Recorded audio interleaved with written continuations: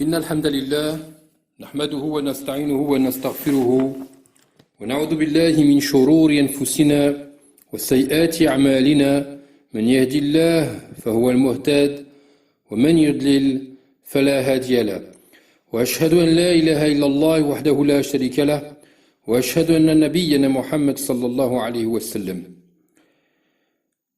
أما بعد Allah Azza wa Jal, dans le Coran al-Karim, il dit comme ça, les gens t'interrogent sur l'heure. Dis, sa connaissance est exclusive à Allah. Qu'en sais-tu? Il se peut que l'heure soit proche. Donc ces versets, ils sont clairs, ils indiquent que Allah Azza wa Jal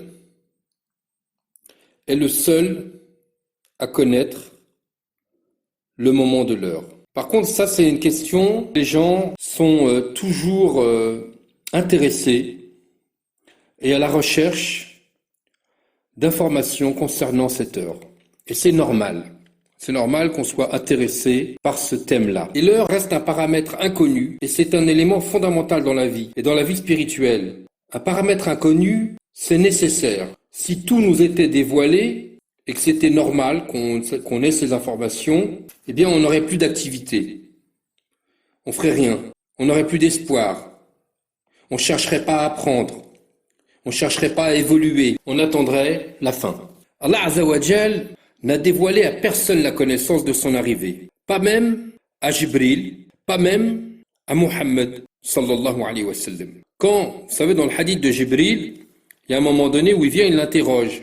Et il dit comme ça, que pourrais-tu me dire sur l'heure? C'est à peu près comme ça. Mohammed sallallahu alayhi wa sallam, qu'est-ce qu'il a répondu? Il a répondu, celui qui en est interrogé n'en sait pas plus que celui qui interroge. Mais on a quand même quelques signes annonciateurs. Alors il faut savoir quand même qu'il y a des gens qui ont fait des recherches. Par exemple, on va prendre Tabari, radiyallahu anhu, qui a déduit, dans certains textes, que la fin du monde aura lieu 500 ans après l'envoi de Mohammed sallallahu alayhi wa sallam. Or, là on voit bien que sa déduction n'était pas fondée. Il y a aussi Suyuti, radiyallahu anhu, qui a inscrit dans une étude d'une vingtaine de pages, qu'il a appelé le Kashf, que l'heure aura lieu au début de l'an 1500, après Mohammed sallallahu alayhi wa sallam. Donc, on voit bien que, encore une fois, c'est pas fondé. Suhaili, il a rassemblé les lettres isolées qui sont en début, vous savez, des sourates, Alif, Lam, Mim, Sad, Qaf. Il a rassemblé ces lettres du Coran, il a éliminé celles qui se répétaient, il a pris leurs chiffres numéral correspondants, il les a additionnés, et en se basant sur ce calcul, il a déterminé un terme qui ne dépassait pas la centaine d'années. Et là aussi, on voit bien que c'était pas fondé. Qu'est-ce qu'il dit notre grand cheikh al-Islam Ibn Taymiyyah, rahimahullah? Lui, il s'est opposé à ceux qui ont poussé leurs investigations dans le domaine de la recherche de l'heure et qu'ils ont en plus déterminé des dates. Et il a dit, ceux qui se sont prononcés sur son moment exact, comme celui qui a composé un livre qu'il a intitulé Ad-Dur al-Munadvam et d'autres livres où ils ont cité des dizaines d'épreuves, ceux qui se sont basés sur des lettres alphabétiques, eh bien, pour lui, ce sont des fabulateurs. Alors, est-ce qu'ils ont fait exprès, pas exprès? En tout cas, ce qu'ils disent, c'est complètement faux. Il faut savoir, quand même, qu'on a des petits signes avant-coureurs de l'heure.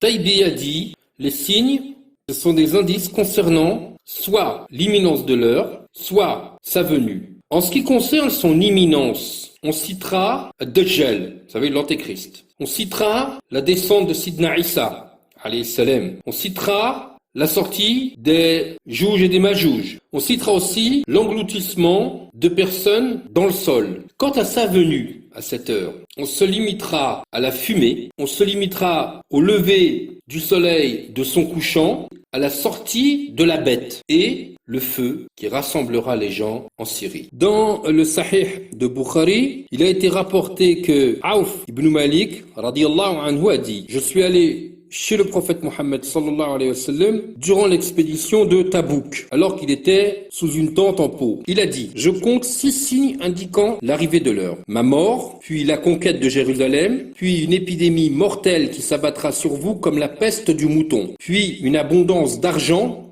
tel que celui à qui l'on donnera 100 dinars sera outré. Puis une discorde entre les Arabes qui n'épargnera aucune maison. Puis une trêve entre vous et les Byzantins qui vous trahiront par la suite et vous viendront sous 80 étendards dénombrant chacun 12 000 hommes. On a un autre hadith de Anas ibn Malik radiyallahu anhu. Mohammed sallallahu alayhi wa sallam a dit: parmi les signes avant-coureurs de l'heure, il y a l'obscénité dans le langage, tout en l'étalant, la rupture des liens de sang. On prendra celui qui est digne de confiance pour un traître et le traître pour quelqu'un de digne de confiance. Dans les signes de la fin, on a certains signes qui sont déjà survenus. Par exemple, on a le signe de la fente de la lune. Tous les savants sont unanimes à affirmer que la lune s'est déjà fendue à l'époque de Mohammed sallallahu alayhi wa sallam et que ceci était l'un des miracles éclatants qui lui ont été donnés. Et le Coran a éclairci ce fait. Allah Azza wa Jal, il a dit: l'heure approche et la lune s'est fendue et s'ils voient un signe, ils s'en détournent et disent une magie persistante.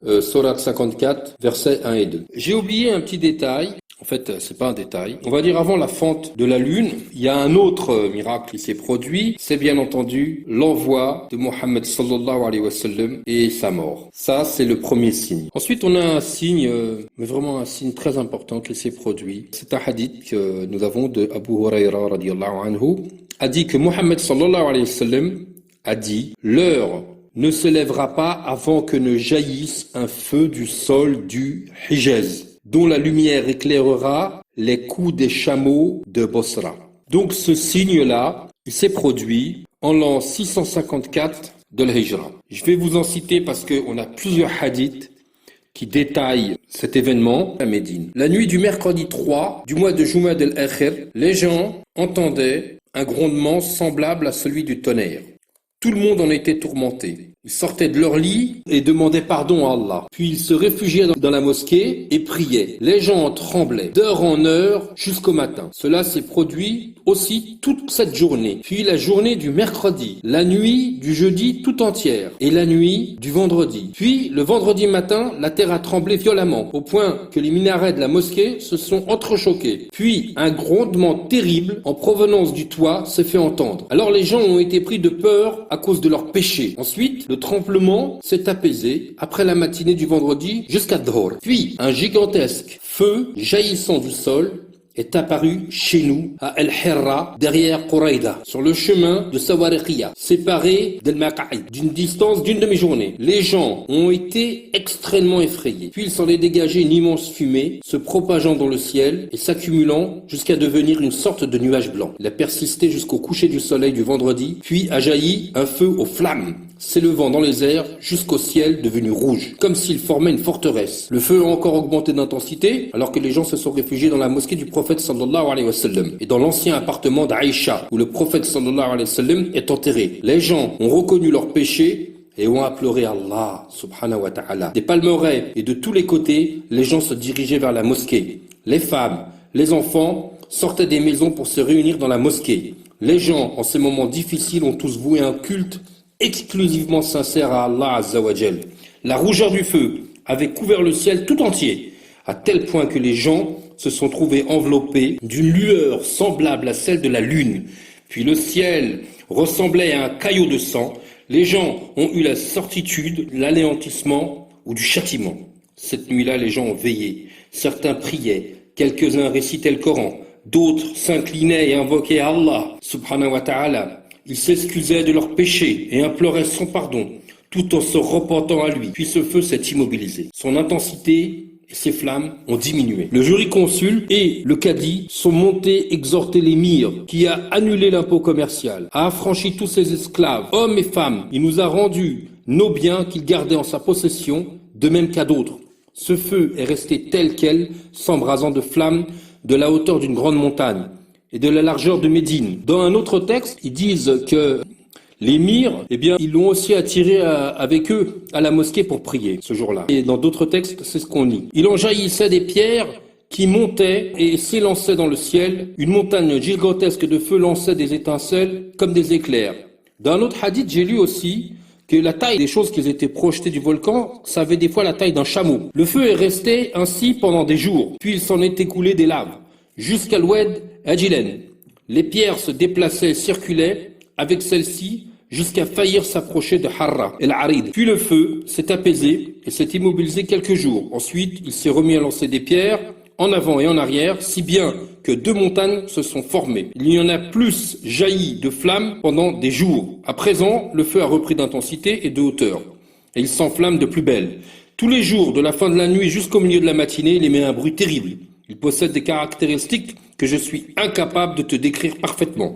Ce petit bout de description doit être suffisant. C'est comme si la lune et le soleil étaient jusqu'à présent éclipsés. Ce témoignage a été écrit alors que cela fait 1 mois que le feu ne bouge pas, il ne progresse pas, ni d'ailleurs ne diminue. Donc vous voyez, ce texte-là, je l'ai trouvé, et j'ai même retrouvé un hadith, Ibn Kathir le rapporte, et c'est à peu près le même tenant, la date, les événements. Donc on voit bien que Mohammed sallallahu alayhi wa sallam, il avait l'information et il l'a donnée. Mohammed sallallahu alayhi wa sallam, il avait dit, l'heure ne se lèvera pas avant que ne jaillisse un feu du sol du Hijaz, dont la lumière éclairera les coups des chameaux de Bosra. Allahumma salli ala sayyidina Muhammad wa ala alihi wa ashabihi ajma'in.